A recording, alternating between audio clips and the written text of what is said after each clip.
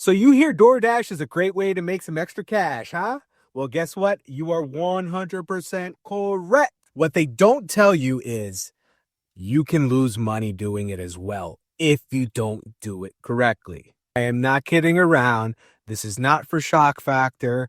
You can lose money if you don't do it right. So before we log into our dash, let's go inside and go over a few things so we're not one of those people losing money. So here are a few things you should know before you start your first dash. Number one, always temper your expectations. You hear some tremendous numbers being tossed around as earnings by some drivers. Well, guess what? Your market, it may not be that. It may not even be possible to even reach some of those earning potentials in certain markets. So that is why you should always temper your expectations before you start your first dash. Don't go in there thinking you're going to make 400 that night and you make 25 bucks and now you're just not happy. I cannot repeat this enough.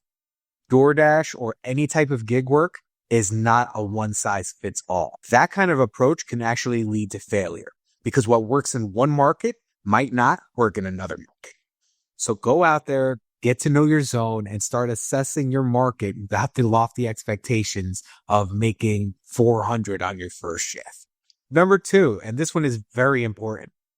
DoorDash does not pay for tolls. So if you are delivering in an area where there are highways and tolls, you may be asked to take one of those highways or tolls to make a delivery. You will not be reimbursed for that. Number three, people talk about a lot of the money they make. We hear all these big numbers like we were talking about earlier. But what we don't talk about is the astronomical expenses that DoorDash drivers or any gig work drivers have. Gasoline, car maintenance, that stuff adds up. So mileage is a very important factor when selecting your trips. And you have to be very selective. If you don't select the right offers, you could be putting a hurting on your vehicle and the compensation will not make up for it. You need to be able to select the right offers that are low in mileage and as high as possible in pay. To do this, stay within the vicinity of multiple restaurants. Sometimes they have hot zones, or you can make your own hot zone with experience, knowing which restaurants are busy and which restaurants pretty much give the better offers. But more importantly, you need to be able to decline. You need to be able to say no, because every bad trip that you take or bad offer is an opportunity lost at a good offer that you will get. I cannot tell you the countless amount of times that I've declined an order that was $5 for 10 miles. And then the next order in is $15 for 3 miles. So it is about being patient and being selective. Don't beat up your vehicle if you don't have to.